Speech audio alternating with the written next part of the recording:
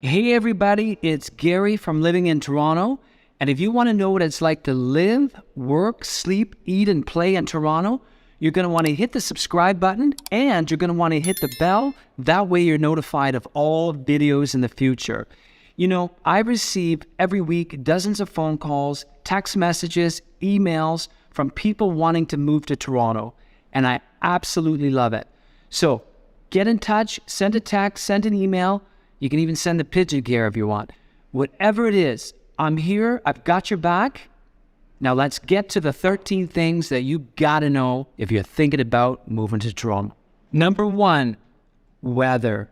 Toronto in the wintertime can be treacherous. It can be challenging. It can be a lot of things in the wintertime. We get a lot of snow, the lake effect, Lake Ontario. And it can be cold. It's not uncommon to have -10, but then with the wind become -30, and it's cold. And if it snows, it's also not uncommon to get 20 centimeters tonight, and then if that isn't enough, we're going to get another 30 tomorrow night. It's cold, it's snowy, and you got to know that. Also, the summers are hot. This is a concrete jungle. It's hot, it's humid, it's sticky. You'll have a shower, you'll cool down, and before you know it, you're soaked in sweat again. Spring and fall seasons are transitional seasons in Toronto. Temperatures are moderate, bit of rainfall, but very pleasant. In fact, a lot of people will tell you in Toronto, their favorite time of the season is spring, it is the fall, because it's not as hot and it's more temperate. Number 2, the cost of living. I can practically guarantee wherever you're coming from, it's not as expensive as living in Toronto. The housing costs, the rental costs, all of these things are expensive, but it doesn't stop there. There's insurance costs, there's food costs, there's public transportation costs. All of these things will add up and you got to budget accordingly. Know your numbers.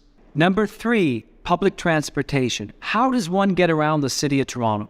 Well, there's a number of ways to get around. First and foremost, we have what's called the TTC, the Toronto Transit Commission. Now, this system is public transportation, and it's based on a grid system. So it's connected by a series of subways, streetcars, and buses, all to get you to where you have to be. Also, we have bike share. Now, bike share is something that you can find without a problem. You don't have to look too hard to find bike share. Bike share is a depot, a collection of bikes that are all over the city, and you can rent the bikes by the day, by the hour, however you want to wish to rent it, you can. And beautiful thing about it is once you're done of your bike, you don't have to bring it back to the same place that you took it from. You just bring it back to the depot, wash your hands, walk away from it, having enjoyed your day, and you're on with your evening perhaps at that point. Another thing we have, of course, we have Uber, and we also have unlimited number of taxis. So getting around the city has never been easier. Number 4, healthcare. Now, Toronto being the capital city of the province of Ontario, we have what's called OHIP, Ontario Health Insurance Program.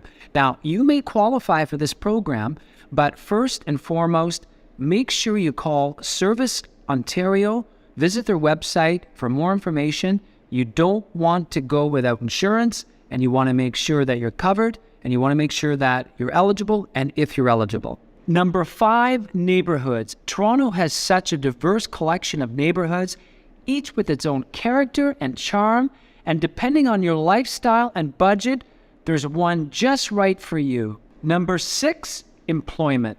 Let's face it, Toronto is the economic hub of Canada, and it's also very important hub internationally. There's all kinds of opportunities in Toronto. In fact, there's jobs in finance, there's jobs in IT, there's jobs in healthcare, there's tons of jobs here, and a lot of factories are having problems getting people to work. So there's loads of jobs, but if you're looking for more professional type jobs, please do your research. Fill out your applications properly, get that interview, polish up on your skills, but I can tell you firsthand the opportunities are here in Toronto. It's vibrant, it's alive, and we need good skilled tradespeople as well. That is a sector. There's all kinds of construction. There's condos being built. Toronto is one of the fastest growing cities in North America. And with that comes loads of opportunities. Number 7, education. The city has a large number of public schools, private schools, and post-secondary schooling for whatever need you have. When it comes to public schools, you could find that one house on the same street will sell quite differently from the house across the street. And the reason being, they might have 2 different school zones. One school may rank higher, the other one slightly lower, or whatever the case, but you will see a price difference between those two. Now, whatever is important to you in terms of education, it's a very personal thing, but a lot of people are just like you. Education is important. And if it is important, you have to do your research for you, because a good school for you may not be a good school for me. It's very personal. Education is a very personal thing. But we do have top-notch public, top-notch private, top-notch post-secondary, and there's one right just for you. Number 8, multiculturalism. Now, I could say that Toronto is one of the most multicultural cities in the world, but I think that would be a lie, because I would rephrase that and say that without question, Toronto is the most multicultural city on the globe, without a question. In fact, more than 50% of people in Toronto are immigrants. So you will get to experience different cultures, different foods, different festivals, and that's what makes Toronto great. Number 9, language. Now, Canada, as we know, has 2 official languages. We have French and we have English. But in Toronto, although English is the primary language, you're not going to hear a whole lot of French. But what you will hear is any of at least 200 different languages that's spoken in the city, because, back to the previous point, we are so diverse, we are multicultural, and you're going to hear all kinds of languages you've never even heard before. Now, what's great about living in Toronto, here's just one more thing that's great about living in Toronto, is the fact that, let's say you want to learn a new language. Let's say you want to learn how to speak French, Italian, any language, Spanish. There's regions, there's sections of the city where you can go and you can find people and you can just strike up a conversation with them and practice your language. Those people will be only too happy. If you go down to Little Italy, you want to speak Italian, some little nonna on the corner, they're going to be thrilled that you're trying to learn their language. This makes Toronto great. Number 10, be weather ready. What do I mean by that? Back to point number 1, Toronto's cold, and more particularly in the winter, it can get freezing. You have to buy proper jackets, proper hats, proper gloves. You need to have the right footwear, because Toronto, as I said in that point, it gets cold, it gets snowy, and you got to keep yourself warm. Therefore, you have to make the investment in some really, really good winter clothing if you're going to survive in this city. Number 11, taxes. So, in Ontario, more specifically in Toronto, if you want to purchase something, it's going to cost you, on average, 13% more. So that $100 item, when you go to the register, it's going to cost you $113, because we have a harmonized sales tax. And that harmonized sales tax is a combination of federal tax and provincial tax.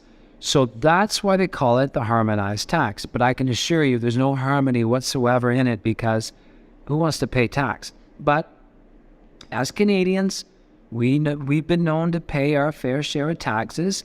And the reason that is because we have such a small population in the grand scheme of things. It's like having a boutique condo Canada is a boutique condo. There's only 100 units in it versus a big tower with 500 units in it. So we have to charge those taxes to make all the social services work and work well for everybody. Number 12, outdoor recreation facilities. Now, despite being a bustling urban city like Toronto, Toronto offers a large amount to do. There's parks, there's trails, there is cycling, there are places for picnic. There are a lot of green spaces in an urban place such as Toronto. Some of these things include Nathan Phillips Square, which is City Hall. In the wintertime, it turns into a rink, and you can go down there and skate. And sometimes our beloved Toronto Maple Leafs will hold practice there. It's really quite beautiful. Also, there are over 60 outdoor arenas in the city where you can play a game of shinny. Now, anybody who doesn't know what shinny is basically you show up to the arena, the outdoor arena, and you end up playing hockey with people you don't even know. You just pick teams, you throw the sticks, and if your stick is on that side, or if your stick ends up on the other side, you play for that team. It's really fun. There's over 60 of these. Also, there's places like Hyde Park. Hyde Park has cherry blossoms. It's got a zoo. It's got a chess club. It's got tennis. It's got swimming pools. It's got trails. It's really spectacular. A lot of people go there, particularly when I mentioned about the cherry blossoms. You will get people from all over coming to see the cherry blossoms at Hyde Park. Number 13, sports and culture. We are so fortunate to have in our city, we have the Royal Ontario Museum, we have the Art Gallery of Ontario, we have professional sports, Toronto Maple Leafs, we have Major League Baseball, your Toronto Blue Jays. We also have your Toronto Raptors, which of course is part of the NBA. We have the Toronto Argos, which is part of the CFL. But there's all kinds of galleries and shops. There's a large cultural scene here, theater. We are right up there with London and New York City. It's a very vibrant scene, and we are lucky to be part of that. There's always something to do in Toronto. There's always entertainment. In fact, the Rolling Stones, before they go on the road, Toronto used to be their home base. They would come to Toronto, they would rehearse, they would practice, and they would always base everything. They would open their shows from Toronto. It was a great warm-up for them, and they would return to Toronto at the end of the tour. But Toronto was home base to people like the Rolling Stones. So it's vibrant. Another fun fact that's sort of neither here nor there, it's right up the middle.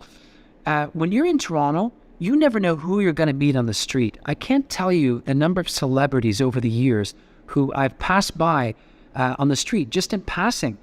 Toronto's exciting. There's loads to do, loads to see, and you're going to have the time of your life if you come here, but come here prepared, know what you're getting into, and that's why we did these videos today, to make sure that you know what you're getting into.